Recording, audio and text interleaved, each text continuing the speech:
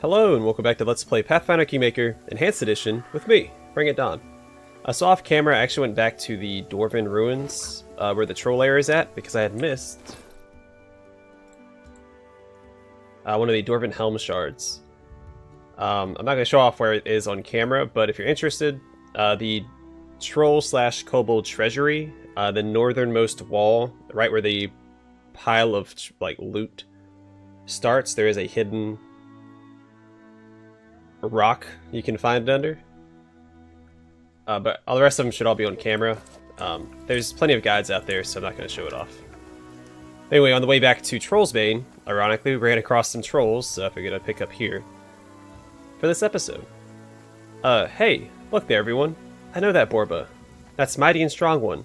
Came to Trollbold, killed many, many trolls. We had to run. This Borba killed King Hargolka, easily, like smashing a hair. Strong Borba, scary like fire. Run for your life. You cannot stand against me.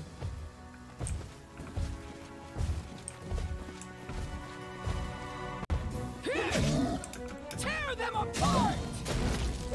Yeah, and stay out of here. There we go.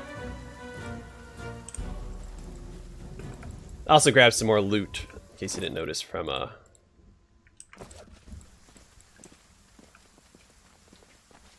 the troll lair. But yeah, now we have all the pieces of the Dwarven Helm. So when we next see the storyteller, we can turn that in and get a new item. Which, if I remember correctly, I wasn't too impressed with last time.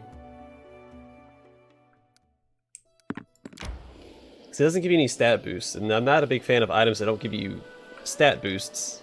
So I feel like that's more important than the rest of the stuff. Resting would be nice, don't you think? I do think. Let's see if we can rest in the town. I don't think I've ever tried resting in a town.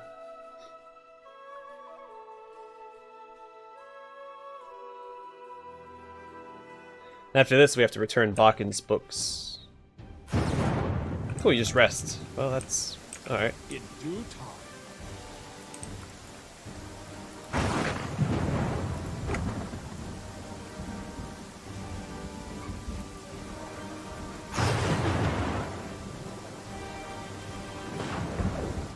Walking in slow motion. Alright.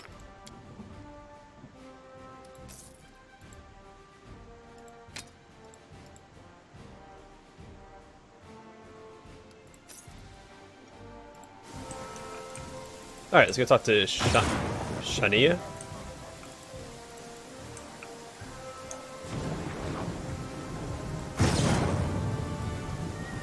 Shania.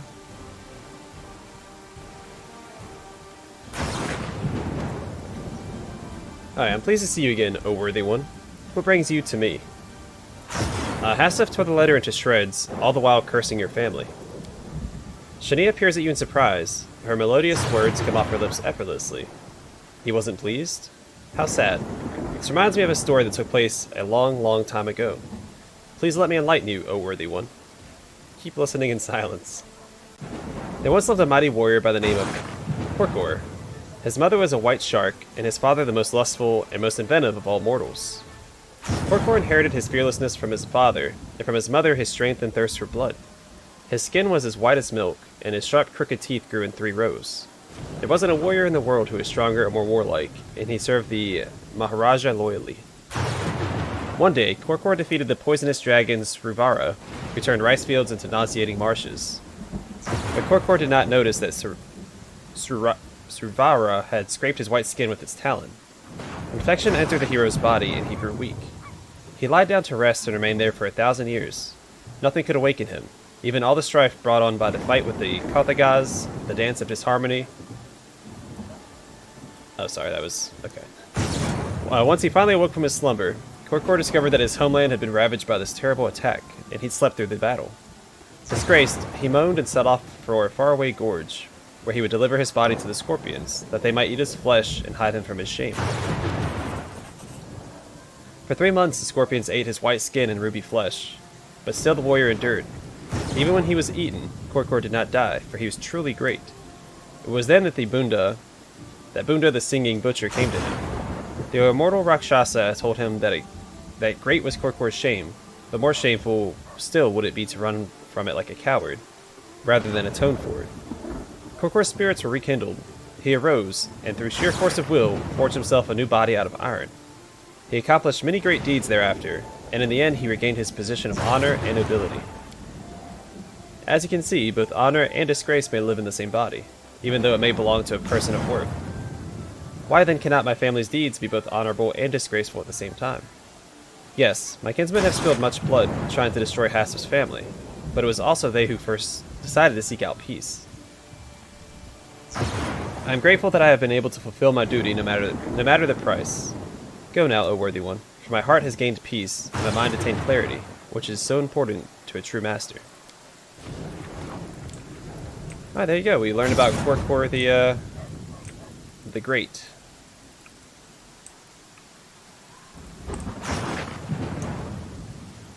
Now we're going to head back and talk to, I guess Bakken would be next.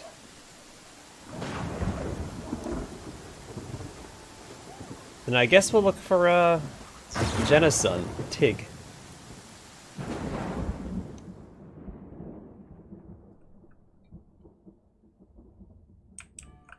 Nope.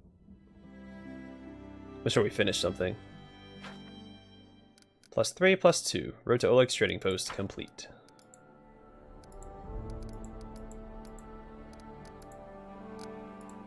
Okay. Well, nothing else to be done right now. Let's head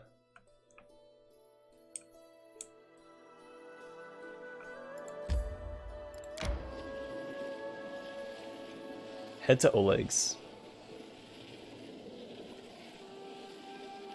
So even though Bakken is stationed in Trade Guard, you still find him at Oleg's.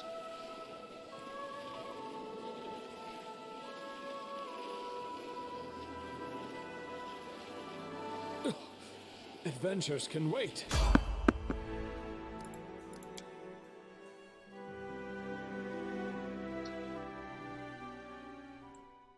Resting would be nice, don't you think?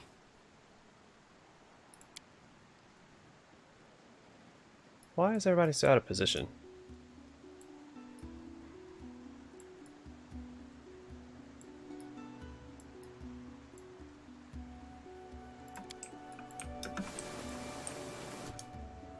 Unworthy. What for Gorum? This will hurt!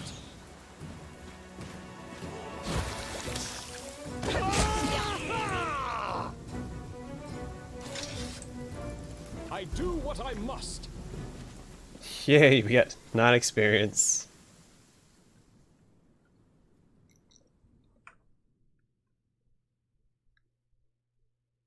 Shoot, with that experience, we should almost be leveled up. May we have a moment of respite? Should calm down, Tristan. I'm hungry. When we stop? Right now, actually.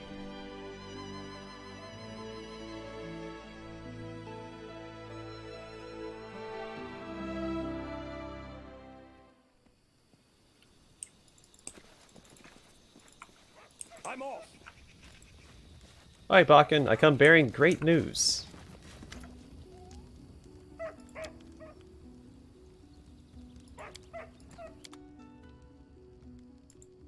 Or not?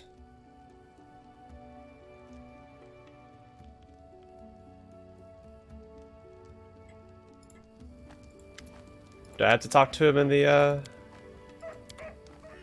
town? Why won't it let me turn these in?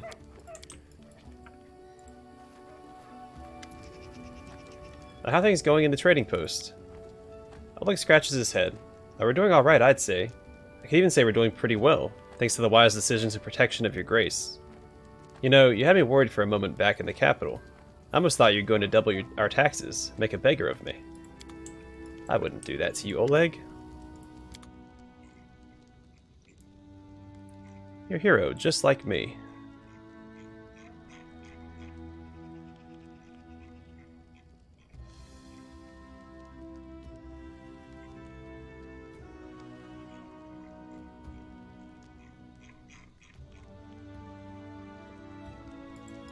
Okay. I'm there.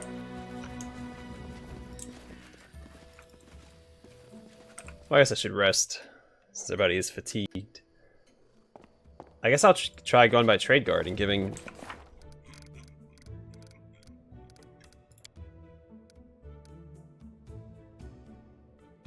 But did I not build him a...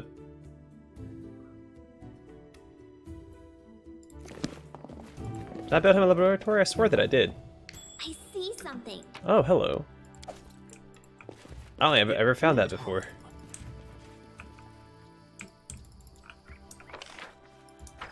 I guess, yeah, because you wouldn't normally be in there with your whole party in the beginning, and there's not a lot of reason for you to go back in there later. Alright, let me check. Okay, I'll take that. Those appear in your stash every now and then. I'm not sure what exactly causes it. +7 to economy. Okay. Treasurer requests my attention. Alright, we'll go see the treasurer in the capital. After I stop by trade guard, we'll shoot down to the capital.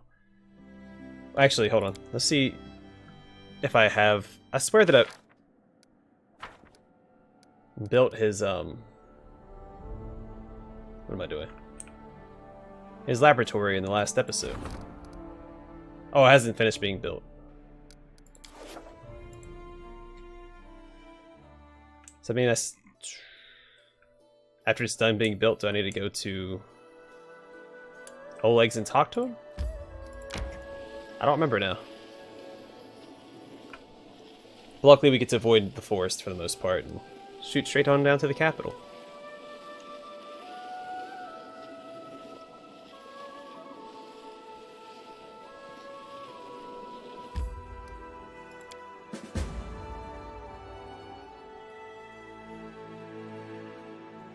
Do I not have to give him the books?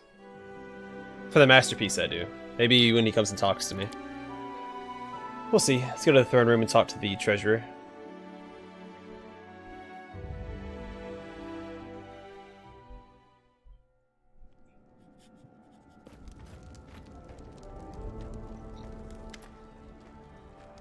Alright, sweet smile plays on the tiefling's lips.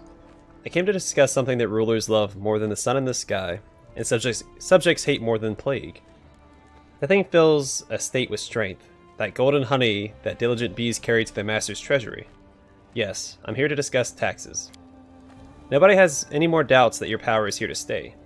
No one has any illusions that your throne will be knocked over by the first gust of the wind, or that these lands will ever be open to gangs again. And that means your subjects are ready to wear the heavy yoke of taxes. Of course, some will grumble, but that's to be expected. We'll first spend the taxes of the obedient on pacifying the ones who rebel. We've done a fine job seizing power. Now it's time to enjoy its fruits. I suggest we double the taxes. No.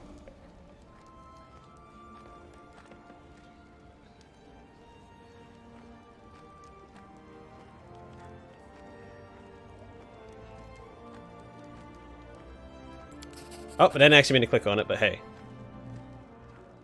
I meant to tell her to do whatever she thought, whatever. It's fine. The joy Canera's face dissolves into disappointment. I keep thinking about the ordinary people day and night, about what can we afford to take from them, what we should leave them, how to reward the obedient and punish the rebels. Why you seem blind to the very nature of power. So be it. I'll abate the taxes, but be warned, excessive kindness ruins rulers far faster than excessive cruelty. I'll keep that in mind, Canera. Okay. Oh yeah, storyteller. So we have that item we can turn in now.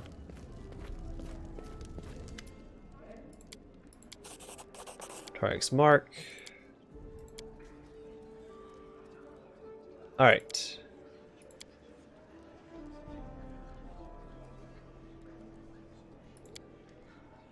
Okay. Oh, you found all the shards of the Trailblazer's helm. Incredible. Let me forge them back together. I cannot wait to hear their story. These shards, they're Force Knight's bracers, Star Commander's glove. So what is your answer? Will you entrust me with this treasure? The storyteller eagerly awaits your response. Forge the Trailblazer's helm for me. The storyteller reverently takes the shards. Thank you, he whispers. This will be one of my finest works. A small remnant of my gift will reside in this helmet, so you may recall its legend on your own. Alright, so we should have that in our inventory. Boom. Whew. That is quite a story. So the helmet gives us wear damage resistance 2 against ranged attacks, 10 against falling and thrown rocks. The ability to cast Good Hope and Crushing Despair spells once per day. Is that new? I don't remember being able to cast Good Hope and Crushing Despair. Also gives a +3 dodge bonus to armor class and +3 insight bonus to saving throws against the enemies of the giant and goblinoid subtypes. Okay. This helm was forged 5 centuries ago by the legendary Dwarven smith Ordleaf, who's the same person that made the anvil in the Dwarven ruins. She crafted it for her husband, Jarvand, the Langbuck Patriarch, before the clan forever left their homeland in the Five Kings Mountains and traveled north to establish a new trade route in the River Kingdoms. These troubled lands proved to be full of dangers, especially the territory known today as the Stolen Lands, where the dwarves encountered their sworn enemies, giants. A tribe of hill giants, led by a stone giant called Dagger, the Earthraker, ran rampant in the area where the dwarves were building their citadel, Bronze Shield Fortress. The giants would appear out of nowhere, throw large boulders at the dwarves, and disappear before reinforcements could arrive. Infuriated, Jarvan called a hunt for Dagger, and unfortunately for him, was successful. On a frosty winter morning, a small patrol of dwarves led by Jarvan himself encountered the giants' main force. The Dwarven trumpeter barely had time to reach for the horn before being crushed by a thrown boulder. Realizing his chances were slim, Jarvan charged Dagger, hoping for an honest one-on-one fight. His enchanted helm protected him, deflecting all the flying stones. Once the two adversaries clashed in close combat, Dagger grabbed Jarvan and hurled him against the nearest cliff. The Dwarven Patriarch was dead before he hit the ground. The moment he died, his helm shattered into pieces with a thunderous clang that echoed for miles. Ordleaf gathered the Dwarven forces and hurried to the battlefield. In a great battle, the tribe of giants was destroyed, and the body of Jarvan was returned to the fortress for burial. The dwarves were able to find several shards of the helm, which they kept as relics, but many shards were lost. No one ever managed to collect all the shards and reforge the artifact until now. That explains why, again, most of these shards were in the fortress there. I might give that to Harem.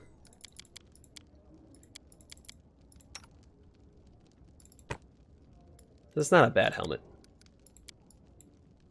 I think that one looks much better though, but yeah, he can have that one.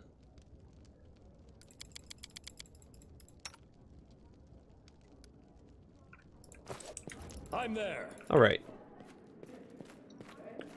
Is there anything else I needed to do here? I think I still need to go talk to Bakken, so we might go...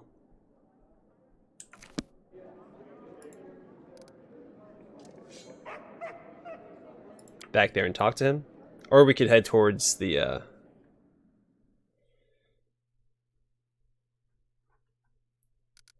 or head towards where I know the +1 to economy. Oh, yeah, let's go ahead and do this.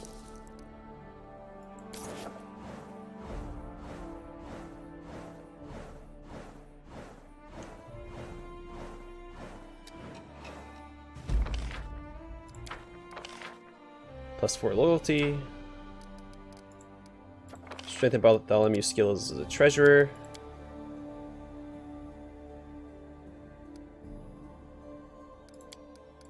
Okay, let's see what else we got. Counselors waiting for us. Faith and loyalty. Amazing discovery. Okay.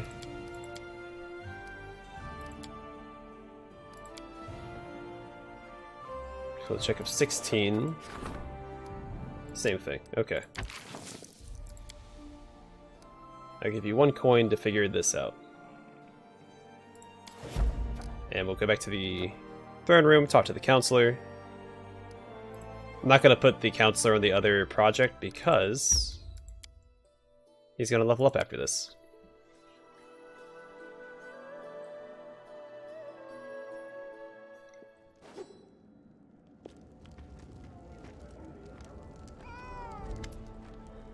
There's a look of determination on Tristan's face. I bring bad news from your subjects. Today, one of our citizens stopped me in the street and asked me to tell you something of import. Tristan ponders for a while, as if he doesn't dare continue. You see, one of the traders, who today sells imported specialties in the capital, has not always led an honest life. Under the Stag Lord, he helped the bandits sell stolen goods, for a percentage of course. The scoundrel was far from the fort on the day you struck the decisive blow against the Stag Lord and his band, and today he continues trading in plain view of those who he recently helped rob. I never rush to judgment, but you must at least arrest this merchant, to question him and give him a chance to repent. Think of those who see him on the streets every day, walking free and unpunished for his crimes. The people appeal to your justice, Baron.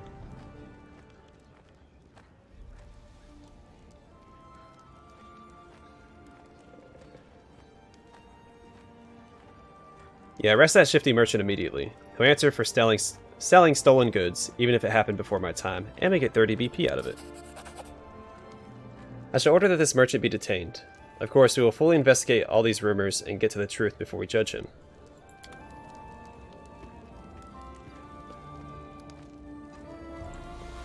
Alright, so he should level up now.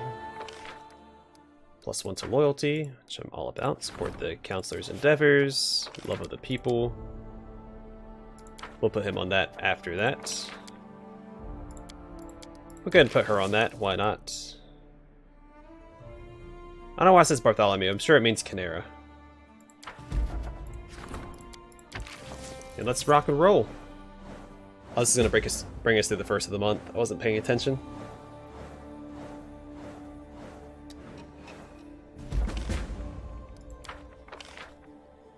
It's fine.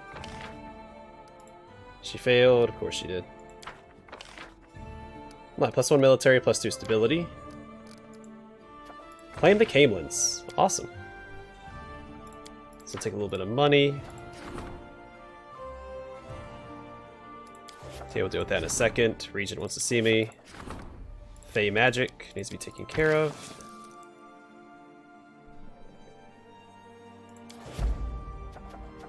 Alright, so 2 people I need to talk to in a project that I want to start. The other thing takes precedence. Alright.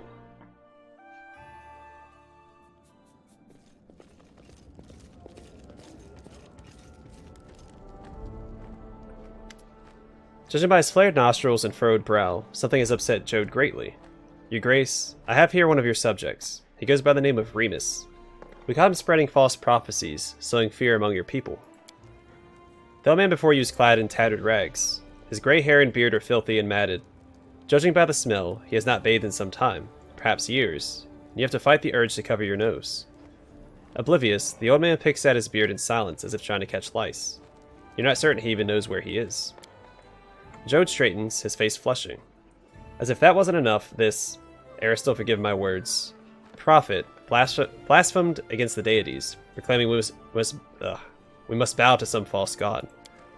At the mention of God, the old man shudders and his eyes go wild, almost feverish. The goddess will rise from the forests, from the swamps. You cut down her trees and drained her marshes, but she will take no more of this. Fall to your knees and repent, and she will grant you a swift death. Your Grace, you have to deal with this madman.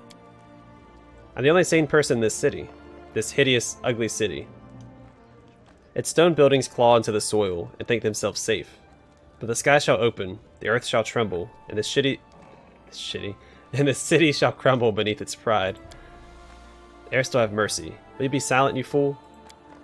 And another world shall swallow the ugly city and its careless dwellers, and only the rain shall weep for the emptiness left in their place. I would know more about your prophecy, Remus. Remus looks at you silently, nervously pulling at his beard. What is this other world you speak of? What will happen to this city?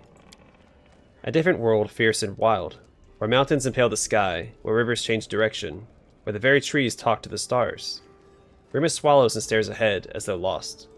The wild world will consume the city, shape it in its own image. It'll be the end of all. And how do you know about that? The goddess showed it to me in my visions. She whispered about a beautiful new world, told me she would heal nature's wounds. But I don't want it. He shakes his fist, threatening someone invisible. She must be stopped. Sacrifices. We must offer up sacrifices. Goats, or cows, or horses. That will be enough. It must be enough. Tell me about this goddess. I would know more about her. Her fury is like a river after a storm. Her voice, thunder in a summer sky. Her touch, as cold and sharp as a sliver of ice. She is beautiful as a dream. Remus stutters, then blushes. It's been 40 years since I last longed for a woman, but her. So an angry goddess will lay our city to waste because we drained her swamp. She must be a petty goddess indeed, if she takes part in the affairs of mortals, even on such insignificant occasions. Perhaps you simply had a dream, and it merely seemed real. But, Remus's gaze becomes clear for a moment. His shoulders slump, and he looks even older now, more tired. Maybe you're right. I need to lie down. The sad part is he's right. Praise be Aristul. Is that a glimpse of reason? I thank you, your grace. You have turned this poor man towards the light. I'll find him a place to sleep and make sure he's fed and sent back to where he came from once he wakes. I think we should expect no more trouble, and no new prophecies. Jode smiles and bows, signaling the end of the conversation.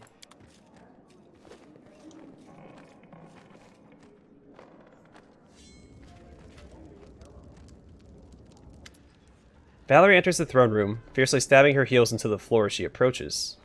She stands before you, and simmering with indignation. I would never have thought that I'd commence my career as a regent with such a case, but the leader of a local gang is at your gate. He's brought a chest stuffed with stolen goods, which he wants to share with you, the new Lord of the Stolen Lands.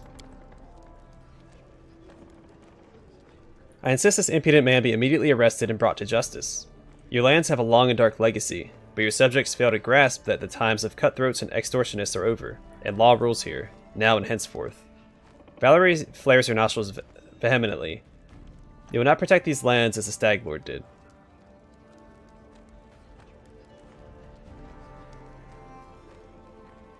Yeah, arrest this bandit and clap him in irons. The same fate awaits any like him.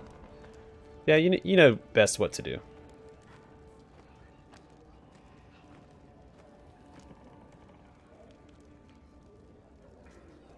Sort of. Yeah, arrested. So yeah, she agrees. Valerie catches her breath and allows a faint smile to show on her face. I'll carry out your orders with pleasure, Don Victus. Alright, we'll level her up next, since we're here. Hey, it's Bakken! Unfazed by the awkward silence, Bakken searches through his bag for quite a while. Finally, he pulls out a sizable brown paper package. There you go. A little something from old Bakken. Protection from arrows, potion of evil splendor, and protection from fire. If you ever need anything in particular, just let me know. If you're not sure, I'll go home and think of something myself. My bones ache. Remind me, who are you and what are you working on? It's me, good old Bakken. And they say old men get poor memories. Ha. I'm your humble alchemist. I brew potions and oils and study ancient formulas for transmutation. I want to make a very special elixir once my studies are complete. One that'll refine your spirit and mind, and body alike. Yeah, I'm gonna make sure, on second thought, alright, I told him, what I tell him? I asked to request something specific. So Bakken nods and pulls out a piece of coal and a scrap of paper from his sleeve. He takes his time smoothing it out before giving another solemn nod. Now, if you want the masterpieces, you have to do, whatever, let them work on whatever they want. So on second thought, I've changed my mind, just make whatever you think will turn out best. Bakken picks his ear with a piece of coal and hides it in the paper back in his sleeve. My choice then? Fine. Oh, and while I'm here, there's a book that I've always wanted to read, of transmutations and bodily poisons, in 3 volumes. If you were to find it for me, I could produce something most remarkable for you. Something that might even... Bakken cuts himself short. Oh well, there's no use in empty words, but they say there's an ancient formula hidden in one of these books. Bring me the books and I'll brew the potion for you. I know that the old beldame, the old witch who lives in the swamp, had one of these volumes in her hut, gathering dust. She must still have it for sale, I imagine. As for the other 2 volumes, I have no idea, which is funny because you can buy one of them from him. You might look in a magic shop, or in the bookcases and locked drawers of other alchemists, if you happen to across... Alright, get rid of the 2. If you happen across their possessions in your adventures. Bakken grins, bows to you, and leaves the throne room with a shuffling walk. So I do have to go see him again. God, I wasted all that time going up there in the first place. Dragon bows, coughing quietly into his beard. Your Grace, I'd like to apologize. I suppose I was a little headstrong during my last visit. I have a bad temper. In the mountains, they used to call me Grumbler. Well, I didn't expect my petition to be taken seriously. No one wants to share with strangers, even if their demands are quite lawful. Please know that I appreciate your honesty. Please accept this. I worked hard on it. I hope it serves you well. It's a decent piece of work, to be fair, but not a masterpiece. Masterpieces are rare, once-in-a-lifetime accomplishments. Anyway, I have an idea to how to use our family relic for your greater glory, but I'm going to need your help. Come by if you're interested, I'll tell you more. Remind me, who are you and what are you working on? Dragon the Armorsmith. Shields, axes, hammers, any kind of weapon or armor. These hands have done it all. But my life's work is repairing my ancestral armor, Onslaught. So I'm pretty sure it used to be called Lawbringer. I don't know why they changed it to Onslaught. I might be wrong, but I'm almost positive it was like Lawbringer. Anyway, a full mithril plate, granting its wearer incredible power and speed. It's a great work, worth any sacrifice. I think you know best what to make. Dragon nods pensively. Of course. My kind are rarely allowed to work freely, without a big hurry.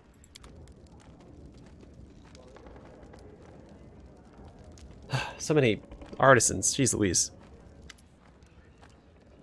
I'm happy to see you, O most worthy one. A new gift and new stories await you. Still, I urge you to visit me at my workshop.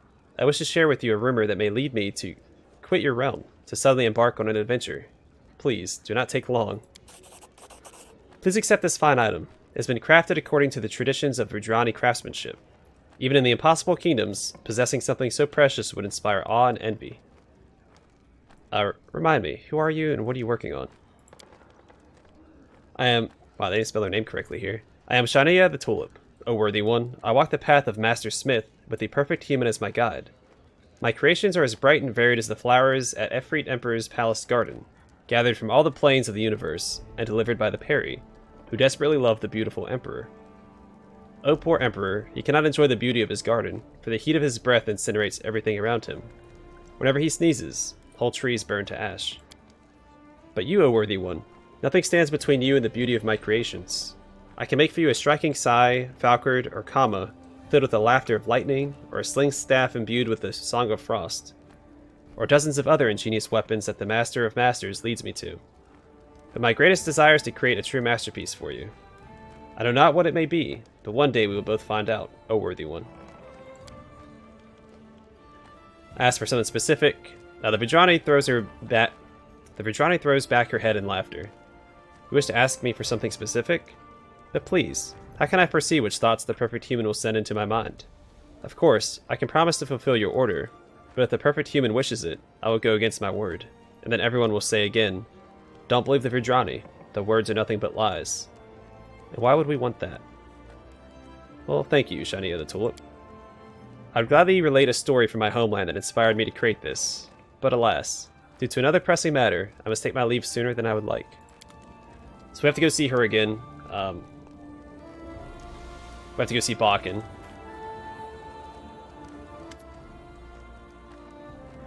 Good day. I came to tell you that I'm doing fine in my little shop.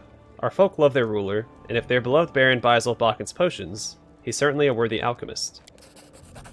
Here's the gift for you on this occasion. Okay, you could have just told me that when you were in here the first time, but that's okay. That's okay. Let's level up, my +1 Divine, +1 to Community. Alright, I'm gonna quick save before I do it, just in case I fail Shania's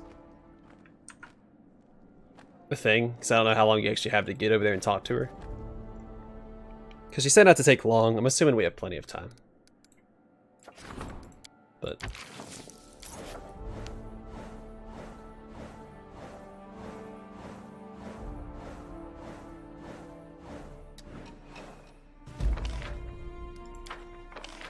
+3 loyalty. Tragedy at the mine. Troubled lands. Important essays published. Alright, we have an article to look at, and then we'll call it an episode, I think.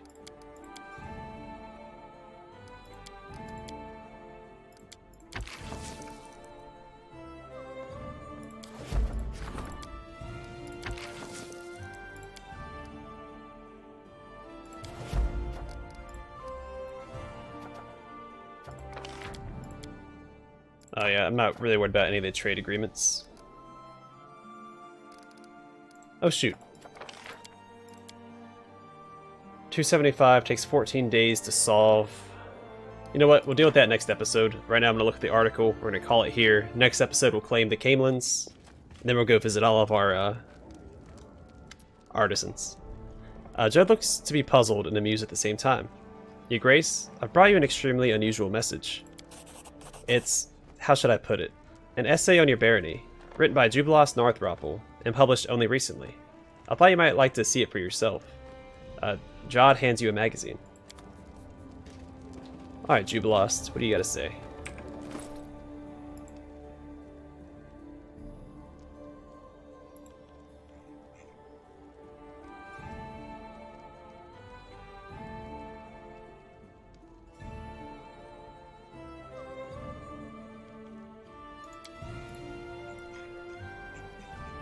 Between the bogs of the River Kingdoms and the infertile clay soils of Brevoy lies the region called the Stolen Lands, a picturesque area which combines the worst features of both previously mentioned countries. It's a woodland where herds of deer, swarms of mosquitoes, and gangs of bandits have their pastures, though the latter were formidably decreased in numbers thanks to the efforts of the local baron, a protege of the Restov sword lords who's promised to bring some resemblance of order to these lands. Hoping to learn to what degree he succeeded, your faithful servant went to the Stolen Lands himself. Certainly, I preceded my visit with a letter, but mailing service in this new barony functions with an efficiency of 0. No one came to greet me except for a horde of hungry kobolds. Here, these creatures can be met way more often than guardsmen or, let's say, street cleaners. I barely managed to fight off those pests, then I narrowly escaped drowning in the river ford. The only thing here more rarely met than a paved road is a good, well-maintained bridge. Every ruler ought to remember that the realm's roads are his face, and here they are filthy and in desperate need of good old stone. After all those misadventures, I finally reached the capital. Compared to other parts of the barony, the city looks relatively good, despite the smell. I should give credit to the ruler's efforts. There's building in progress everywhere. Passing by traders praise the baron for eliminating the bandits, and express hopes that someday he'll deal with the wildland monsters as well.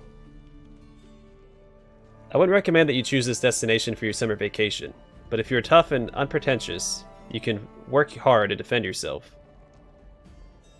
If you can work hard and defend yourself, you might try your luck here. Working hands are in great demand in the capital. Also, there are plenty of jobs for sellswords and free adventurers. After all, the local baron used to be one of them not so long ago. As for me, I guess I'll stay here for a while to watch how the new barony grows. If I don't drown in some swamp, become a snack for some albeast, or die of dysentery, we'll meet in the next issue. Aw, that was kind of nice. Alright, gonna call it here. Next episode, we'll claim the Camelins. We're gonna go see all of our artisans again, and then we'll look for Jenna's son, maybe? We'll see. Anyway, thanks for watching. Hope to see you guys in the next episode.